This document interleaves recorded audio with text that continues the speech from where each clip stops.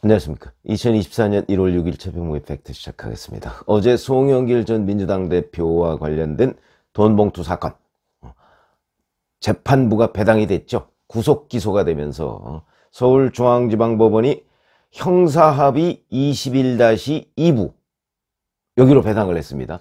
근데 형사합의 21-2부라는 데가 이걸 대등재판부라고 한다고 그러거든요. 그러니까 보통의 재판부는 형사합의부는 합의부에 그 부장판사가 있고 좌배석, 우배석 이렇게 해서 3명으로 구성이 되죠. 근데 이 형사합의 21-2부는 부장판사만 3명입니다. 그리고 이 3사람의 부장판사가 대등한 그 위치에서 재판을 한다고 해서 이제 대등재판부다 이렇게 얘기를 하는데, 정확하게 얘기하면 저도 잘 몰라서 이렇게 물어봤습니다. 부장판사가 3명이니까 누구 하나가 뭐 주도를 하고 좌배석, 우배석이 뭐 보조하고 이런 형태가 아닙니다. 그러다 보니까 이 3명의 부장판사가 예를 들어서 사건을 맡으면 각각 주심판사를 할 수가 있는 거죠. 뭐 송영길 사건은 뭐 누가 주심판사면 다른 사람은 이제 뭐 배석인 셈이고 3사람이 같이 재판을 하니까. 그리고 이제 다른 사건이 또 여기에 배당이 되면 이 사건은 또 다른 주심판사가 맡는 거고, 이런 형태를 띠고 있다고 합니다. 근데 구속 기소가 되면 재판부 배당을 뭐 흔히 컴퓨터로 한다 뭐 이렇게 얘기를 하거든요.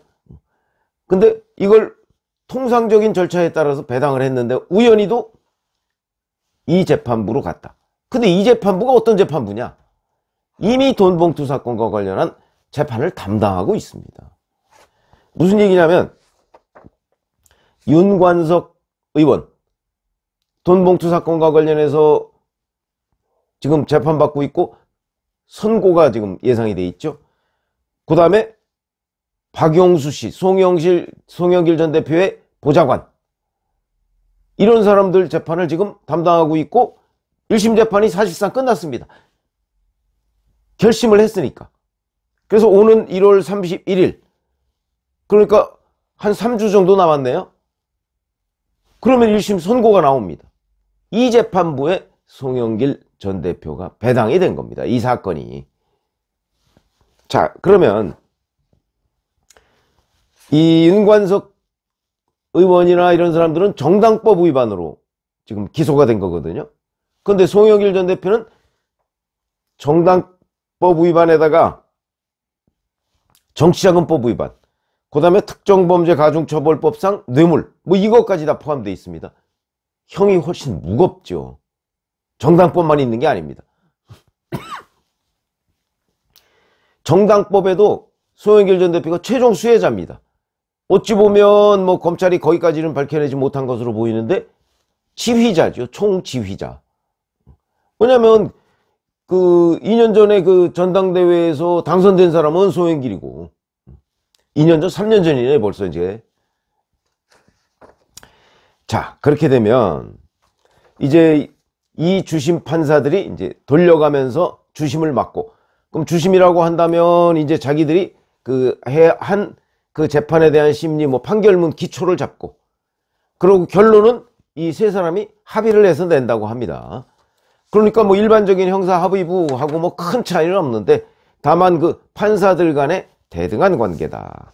그런데 이제 제가 왜 송영길 전 대표의 재판에 먹구름이 끼었다고 얘기를 하냐면, 잘 아시다시피 윤관석 의원은 작년 6월, 그 다음에 박용수 전 보좌관은 7월에 재판에 넘겨졌습니다.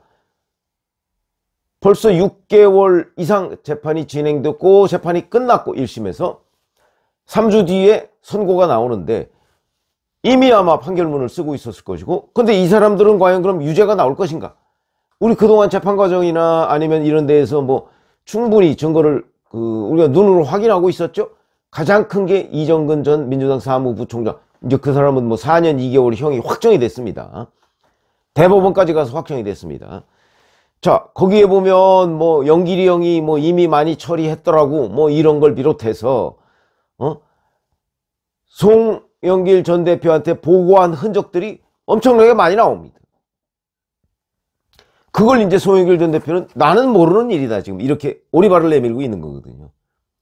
그런데 윤관석 의원은 돈 봉투 300만 원짜리 20개 이거에 대해서 300만 원짜리가 아니고요 100만 원짜리 20개입니다 뭐 이런 식으로만 현재 인정을 하고 있고, 박용수 전 보좌관의 경우에는 어디까지 인정하고 있는지가 좀 불투명하지만 아마 여기도 박용수 전 보좌관이 굉장히 중요한 게, 보통 이정근이나 윤관석이나 이성만이나 이런 사람들이 돈 봉투와 관련해서 이런저런 협의를 하고 또는 그걸 뭐 집행하고 나서 박용수한테 얘기를 합니다. 왜 그렇죠? 일일이 시시콜콜한 것까지 송영길 전 대표한테 보고하기가 좀 애매한 것들이 있지 않습니까? 그런 것들은 모두 박용수한테 얘기를 합니다. 왜? 박용수라는 사람이 송영길의 대리인이니까. 얘기를 하면 박용수 전 보좌관이 한꺼번에 모아서, 보좌관이니까 제일 근접거리에서 송영길 전 대표를 모시고 있는 사람이죠. 한꺼번에 모아서 누가 이렇게 얘기하고 누가 이렇게 됐다 하는 걸 이제 보고를 하는 역할을 하는 거기 때문에 박용수 전 보좌관이 대단히 중요하죠. 돈 봉투를 직접 살펴한 것과 관련해서는 윤관석 의원의 입이 중요하고요. 왜냐하면 윤관석 의원한테 돈이 전달이 됐는데 윤관석 의원이 그걸 직접 나눠준 거거든요. 10개는 이제 2021년 4월 뭐 28일, 28일 정도에 이제 국회 외교통상위원장실에 모였던 사람들한테 나눠줬고, 그 다음에 그 다음날 4월 29일에는 이제 국회의원회관을 돌면서 300만 원짜리 봉투를 건넨 것으로 이렇게 돼 있습니다. 근데 그거를 만약에 윤관석 의원이 함구를 해버리면, 명단은 다 사실상 나왔는데 윤관석 의원이 함구를 하면 밝혀낼 방법이 없습니다. 받은 사람은 안 받았다고 지금 다 오리발 내밀고 있죠. 윤관석 의원이 내가 이 사람한테 줬습니다 라고 하면 그걸 기반으로 해서 재판에 넘기면 유죄가 나올 가능성이 대단히 높은데, 윤관석 의원이 함구하고 받은 사람은 오리발 내밀고 이러면 이 돈봉투 수수, 이 실제 받은 사람은 밝혀내기 어렵습니다. 제가 여러 차례 그런 말씀을 드린 적이 있었죠. 근데 자, 어찌됐든 간에 이런 부분과 관련해서 윤관석 의원이 준 사람에 대해서는 얘기를 안 하고 있지만 전체적으로 조성해서 자기가 돈 봉투를 뿌렸다는 사실은 인정을 하고 있기 때문에, 그렇다면 이걸 윤관석 의원이 처음부터 기획해서 송영길 전 대표 모르게 했다, 그거는 뭐 이정근 녹음 파일에 보면 그게 아니라는 사실은 명확하게 드러나 있기 때문에, 그러면 결국 1월 31일에 윤관석 의원 등이 이 부분과 관련해서 유죄를 받을 가능성이 뭐 거의 100%다 이렇게 얘기를 할 수가 있을 것이고, 그러면 이제 송영길 전 대표 재판은 그 후에 시작을 할 텐데, 시작하자마자 유죄 심증을 안고, 똑같은 재판부가 하니까 유죄 심증을 안고 진행을 하게 되지 않을까. 그러면 뭐 송영길 전 대표로서는 어찌 보면 다퉈봤자 그거 지난번에 윤관석 의원이라는 사람이 그거 뭐 다 인정한 건데, 이렇게 판사도 사람이기 때문에 이미 한 6개월 이상을 재판을 해서 유죄 선고를 내린 사람, 어찌 보면 그 사건의 정점에 있는 사람을 다시 재판한다, 어찌 보면 이 재판은 의미조차 없는 거죠. 그런 점에서 본다면 송영길 전 대표의 재판부는 이미 재판을 시작하자마자 송영길 전 대표에 대한 유죄 심증을 갖고 재판을 할 수밖에 없는 상황이 된다. 피고인 송영길한테는 절망적인 상황이죠. 그런데 그걸 누군가가 일부러 만든 게 아니고 우연히 재판부를 배당하다 보니까 그 재판부로 갔다, 이렇게 되는 겁니다. 자, 송영길 전 대표는 뭐 본인이 구속되기 전에도 영장 기각시키고 돌아오겠다 뭐 이렇게 얘기를 했는데 기각 안 됐죠. 발부가 됐습니다.